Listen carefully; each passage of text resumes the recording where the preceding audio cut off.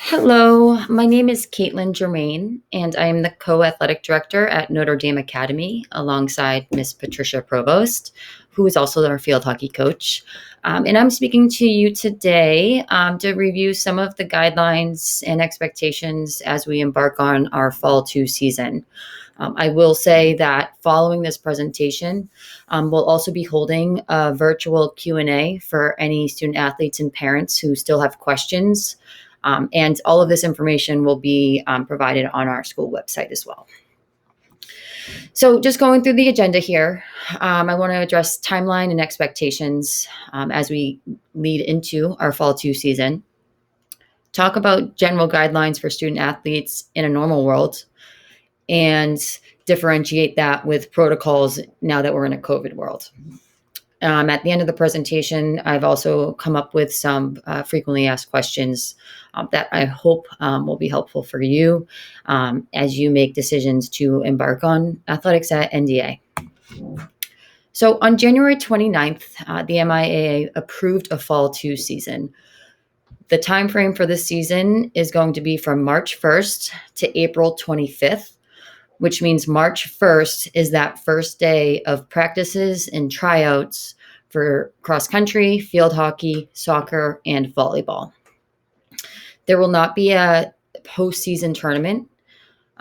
That being said, depending on our pod alignment, we could get creative with identifying some type of league or pod championship, but our goal is to get games in. On February 12th, there will be an ADs meeting to discuss pod alignments and competition.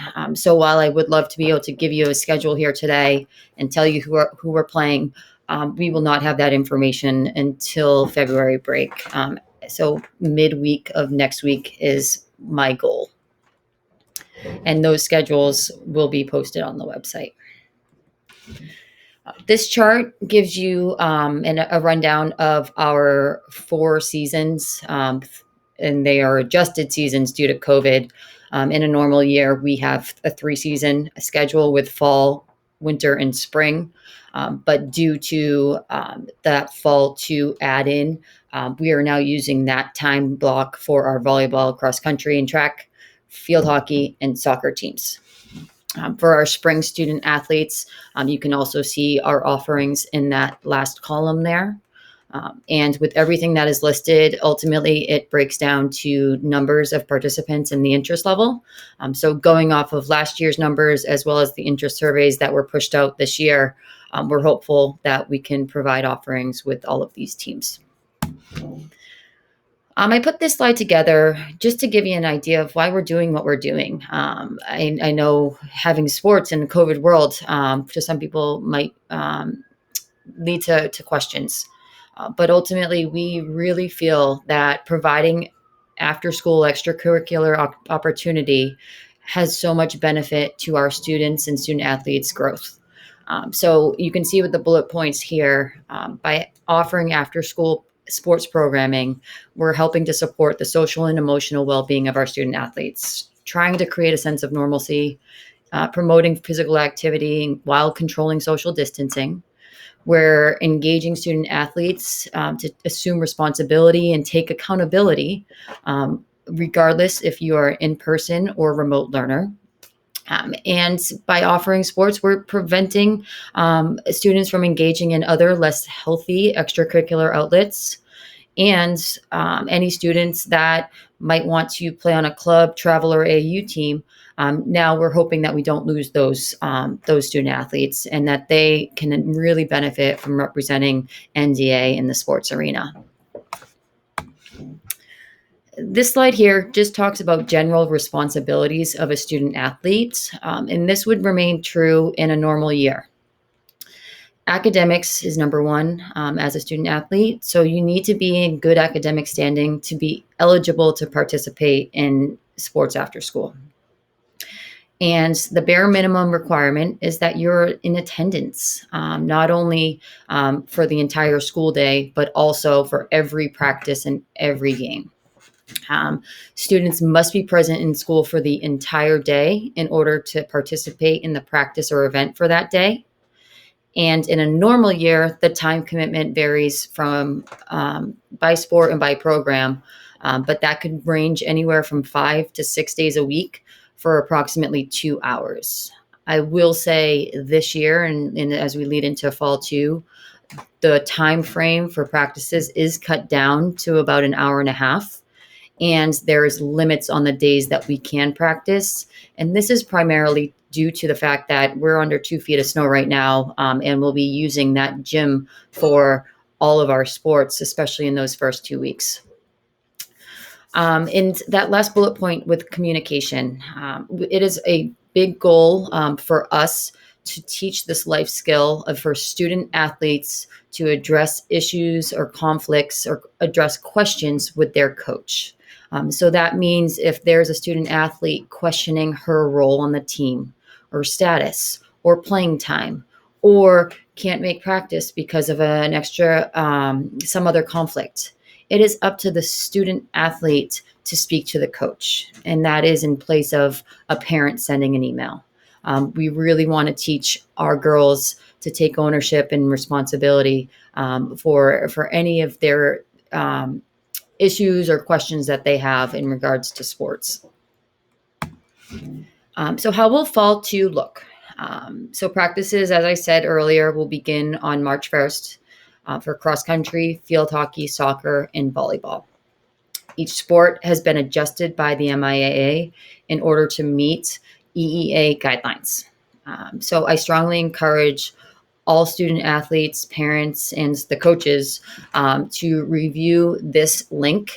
This will take you to the MIA COVID Task Force page, but also you'll see links to the sport-specific modifications for teams, for girls that were playing on teams in Fall 1. We did review those guidelines. However, there have been changes even since that time. So this link gives you the most up-to-date as of January 29th. As stated earlier, practices will be shortened and limited, and we will be using our gymnasium for a lot of those practices, especially early on if our fields are unplayable. The District Athletic Committee has decided that there will not be fans allowed at volleyball this season. This is similar to the decision that was made for our basketball season. We're still waiting for a decision about spectator limits for cross country, field hockey, and soccer games. But with that said, we will be streaming all of our games live via YouTube. Leading up to the season, I should say that first week of the season, there will be an established date and time to meet the coach virtually in a preseason meeting. So the coaches will review their respective policies for their team, but also go over some mandated guidelines, bona fide team member, chemical health, hazing. They'll review what the parent level of communication should look like. And most importantly, they'll review the sport-specific modifications. So obviously safety concerns, but also how the sport itself looks a little different than normal years. This page just shows you the email addresses for our coaches. We are in the process of hiring a volleyball coach. And as prior to that being filled, if you have any questions, you can email the athletics email account. So what do you need to participate? So the student athlete interest form is number one. You can complete that right now, but please do so by February 17th at the latest. In addition, you would need to have an up-to-date physical on file with Mrs. Burke. Physicals are valid for 13 months from the date of that physical. So if that physical date expires in between March 1st and April 25th, then your daughter would be ineligible to participate. So again, feel free to check in with myself or Mrs. Burke just to get on record what that date is. The pre-participation form for concussions, as well as the certificate of completion for the concussion awareness course that was offered through the National Federation of High School Sports. That, if you are a Fall 1 athlete or competed in basketball this winter, you do not need to complete that a second time. So these are valid for 1 year. You would be required to complete another attestation form and the liability waiver. Once the schedule is complete, I will be emailing out this waiver to all families that completed the interest form. And then NDA business office will be charging the seasonal athletics fee of $50, and that is after rosters are established. So this is a very tentative indoor schedule, very subject to change. But I wanted to put something down to give you a visual of what a potential week could look like if you were a varsity field hockey player versus a volleyball player. Again, we are really kind of waiting to see what our pod alignment looks like and game schedule looks like before we're putting anything set in stone. But knowing that our fields most likely will be unplayable come March 1st, this is what the staggered gym times would look like. So again, just something that you can visualize, but please do not start putting this in your calendar because it is very tentative. Now, the next couple of slides are specific to us participating in a COVID world. So playing sports can come with inherent risks. That's twisted ankles to concussions.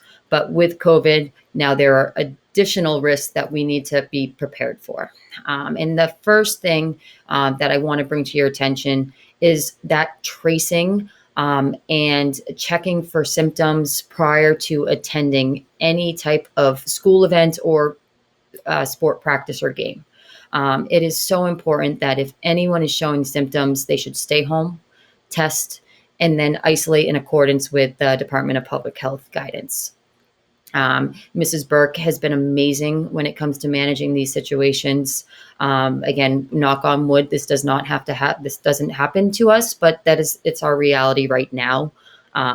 But the first step that you could take is just making sure you're being consistent with those symptoms checks every day. It shouldn't be a surprise, but with every practice game, anytime you're on campus, players, coaches, staff, referees, spectators, they're masked. Girls are very used to this based off of how we're operating in school, but it is even more emphasized with sporting events after school. All teams will be equipped with a medical kit, and inside that will be PPE for their specific team. PPE will include our gloves, extra masks, hand sanitizer, and our sanitation spray to wipe down any equipment. We are asking that student athletes come with one equipment bag, and in that equipment bag, stocking it with additional hand wipes, additional masks, hand sanitizer, and anything that they would need for their respective sport. With the schedule and the timeline, extra gloves and headband or hat, as well as maybe under gear to help participation in colder temperatures is also recommended. Again, that's just one bag per student athlete. In addition, one water bottle, as no common source coolers will be allowed. Building access will be restricted to essential staff and teams only. And locker rooms and changing areas are closed during the day per EEA guidance. And the restrooms are the exception there. And changing protocols will be in place for student athletes after school that will minimize traffic and allow for social distancing. For student athletes who drive themselves to school, we're asking that they keep their equipment bag in their car. For student athletes in school that do need a place to store their bags, there will be designated areas in the athletic center that require distancing. And I would say the changing protocols that were in place from the previous fall season worked very seamlessly. We will be following those protocols with staggered changing times and limiting numbers in there. But we are asking, especially for if you're in a later practice slot time, that mentality of arrive, play, leave stays true, so that there really isn't a need to use the locker rooms. Decisions regarding cancellations due to weather will be communicated via Twitter and also through the coaching staff. Every coach is going to have their respective way that they're going to communicate with their student athletes, whether it's through Google Classroom or through email. But coaches will have that level of communication with their student athletes. But I will also be managing the Twitter account where any day of schedule changes will be communicated that way. We've already addressed that. Again, like student athletes will be practicing outdoors in cold temperatures, so please plan accordingly. And lastly, their weekly schedules will be tweeted out at the beginning of the week via the Twitter handle. We appreciate your cooperation and flexibility with this because schedule changes are very likely, not only weather related, but we could be on a bus to an away game and find out in travel that we have to turn the bus around if there were to be a positive case, or we would have to quarantine. So some guidelines with practices, there will be a regulation of numbers. Practices will establish cohorts of 5 to 10 players. There will be distancing within each cohort, but also 14 feet distance between each cohort. Outside right now, there is a limit of 25 players on a field at a time, as well as being indoors. So we will abide by those protocols.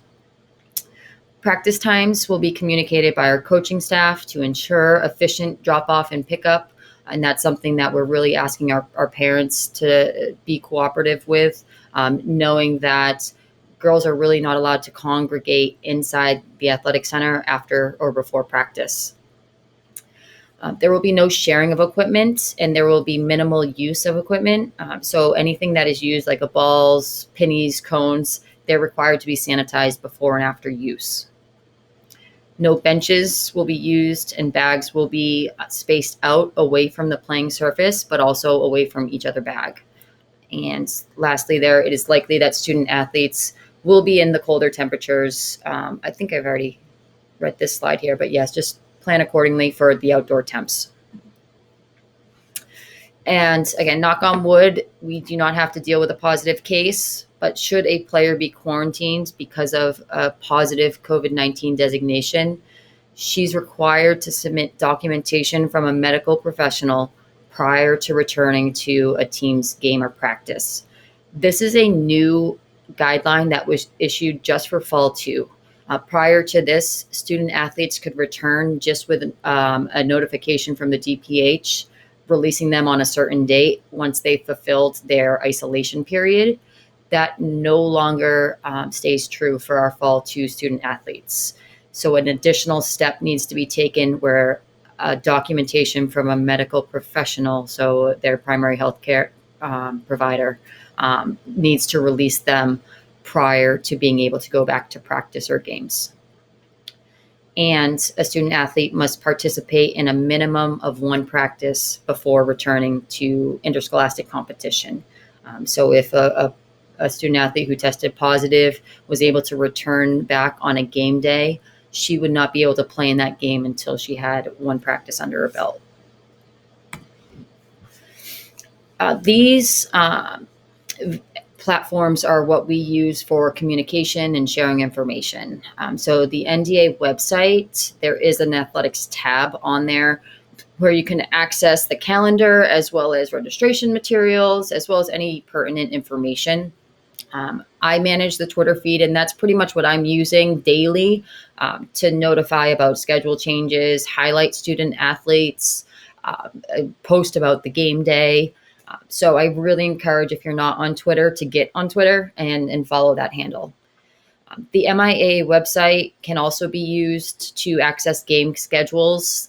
If you download the MIAA app, if you have on your cell phone, that's an easy way to access the game schedules. And you can also set notifications so you get reminders and any updates if there were to be a reschedule. I manage the athletics email as well as my personal, the C Germain. But anything that's athletics related, feel free to email that account. And you also have social media channels here. So we are on Facebook and Instagram. Again, we're using Instagram to highlight individual student athletes and notable accomplishments, posting about game day, where Facebook can also feed off of that, but provide some information as well. This is a screenshot of the MIAA homepage. When you select Notre Dame Academy of Worcester, you can also have the option of selecting a sport that you want to get notifications for. So this is available just by downloading the MIAA app. And what can we do as parents? We are really, to be completely honest, we're putting a lot on you as parents to help support your girls playing sports at NDA.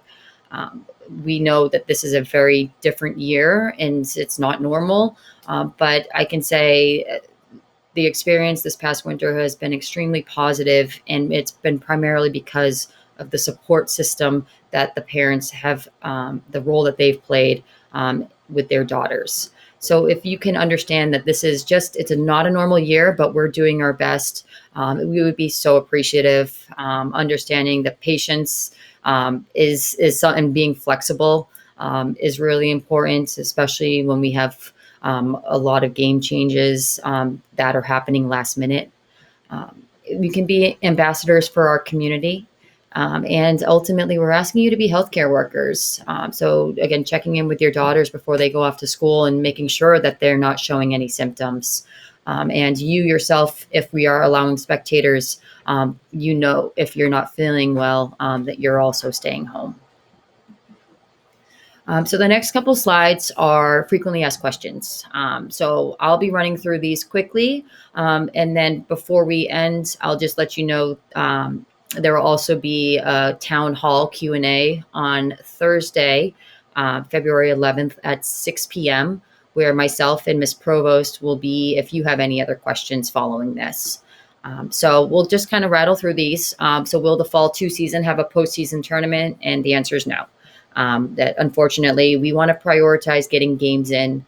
Once a pod is established, we can then try and get creative with some type of postseason play. But the goal is really just more or less to get games.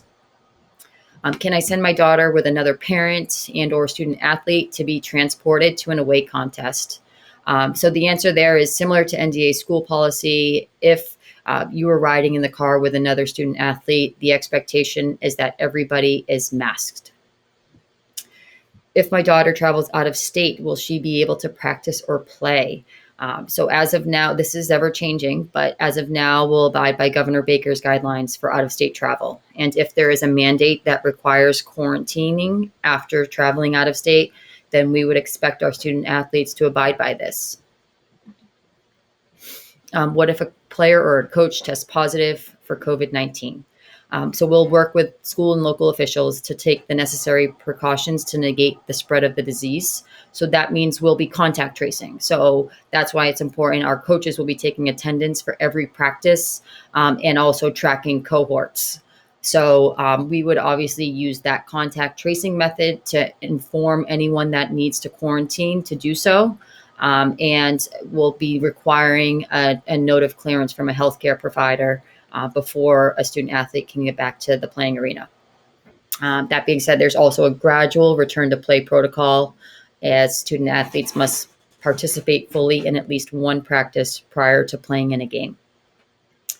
As a spectator, can I watch home contests from my car at NDA to limit exposure? The answer, yes, technically, but there is limits for our parking lot. It really doesn't, it's not big to, there's not a lot of spots to be able to view the game. But if that's would make you feel comfortable, then that would be available for you. But we do ask you to just kind of follow those parking lines. Will my daughter be able to try out for a different sport, even if she was already on a team in fall 1? I've actually received this question from a lot of my students that I have in phys ed. And the answer to that is yes. While there were teams that were established in fall 1, if you were granted or selected to a team, you are going to keep that position.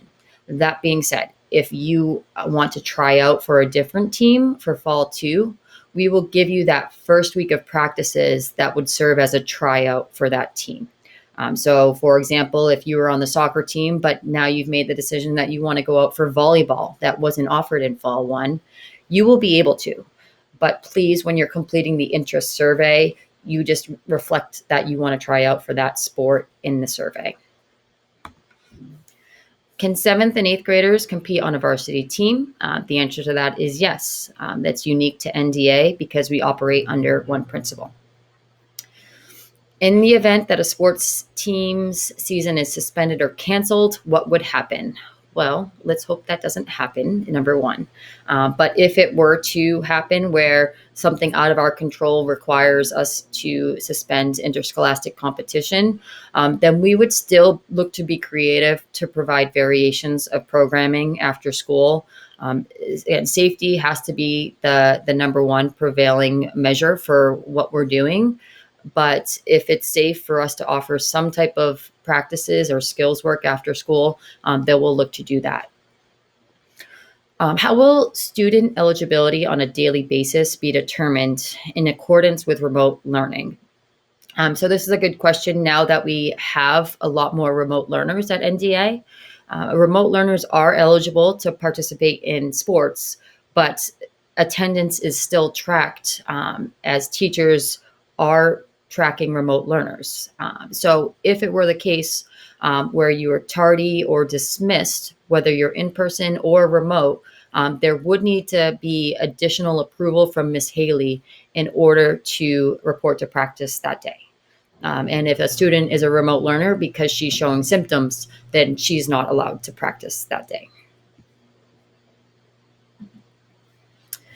So to follow up, there will be that optional Q&A at 6 p.m. on Thursday, February 11th. Ms. Provost and myself will be available for any general questions about Fall 2 sports. Like I said earlier, we'll try and provide you with answers that we have at that time. We are finding out that there's new information on our plate every day. We will not have a game schedule or a decision on a pod at that time, but we will be able to answer any other questions that you may have. To access that town hall, you can email Ms. Baker in the main office to receive the link to the virtual meeting. And also keep in mind, there will be team meetings with the respective coach on the first week of March. So the links and exact dates will be emailed out prior to then. So takeaways, complete the interest survey ASAP. Again, just note what sport you want your daughter's participating in. And there's also a question about transportation.